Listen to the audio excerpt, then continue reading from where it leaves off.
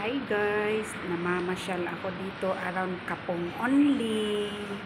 Kailangan kong maghanap ng kakainin dahil wala pa akong breakfast.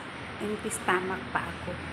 So kailangan kong kumain. Pero tinitingnan ko yung mga cherry blossoms. Napakaganda guys. At yung pagkain, masarap. Try ko ang Chinese delicacies. Napakasarap guys.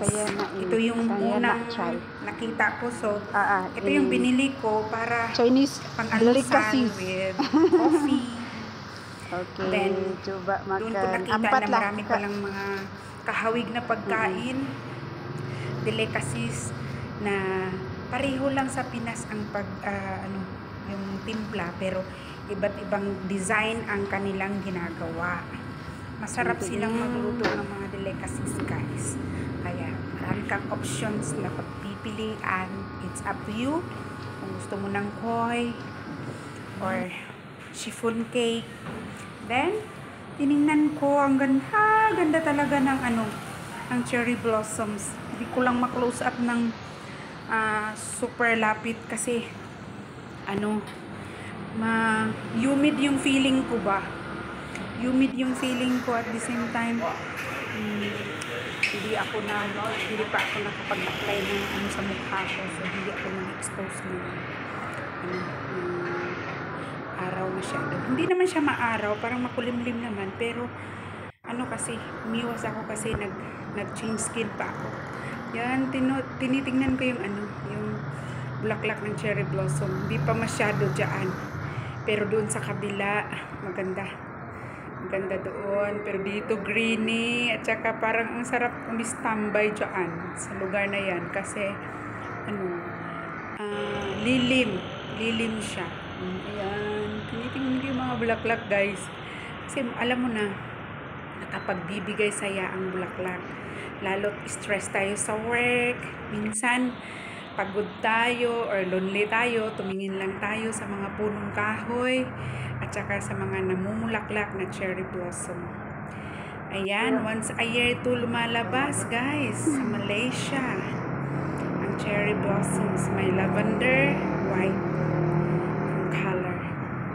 Ang pinakamaganda dito pag sabay-sabay silang may bulaklak. Pero ngayon di pa sila sabay. Merong nauuna yan. Ito yung nauuna, yung malapit sa Aeon Mall. Yun, ang ganda-ganda guys. I felt so happy, unspeakable happiness pag nakakita ako ng mga bulaklak guys, o mga puno na namumulaklak. Yan, maganda yan dyan. Dyan ako palaging namamasyal kasi sa harap lang yan ng aming working place. So, dito ako, yan, kinunan ko yan dahil nagkaroon ako ng pagkakataon na i-vlog ang lugar na ito. So, tagal-tagal ko na dito sa Kapong. Ngayon ko lang naisipang i-vlog siya. Ayan yung workplace namin guys. Ayan, yung spa namin. Lakad-lakad muna para meron tayong pang-content kasi I felt boring, so I said, okay, I need to vlog something because I felt so lonely and boring. So, nawala yung boredom ko nung nakita ko yung mga bulaklak. Super nice. Ayan, train station ng Kapong Metro. Prima train station. Then, ayan, sa tapat ng Aeon Mall, cherry blossom.